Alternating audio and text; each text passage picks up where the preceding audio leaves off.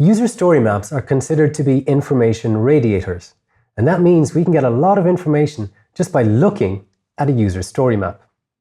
In this chapter, we will look at some additional information that you can add to your story map. Firstly, you can add user photos or persona types to your story map. The best place to add the user type and photo is above the activities and tasks area. If you're building for several types of user in your product, then it can be helpful to indicate which user performs a task or activity. We can also add information on blocked items to our story map by indicating with a red post-it note or a red dot all those items that are in a blocked state.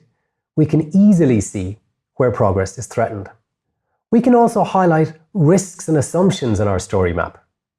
You can use post-it notes of one color for risks and another color for assumptions. Finally, if you have UX or graphical designs, you can add those to the right of your story map. This helps even more to bring your story map to life.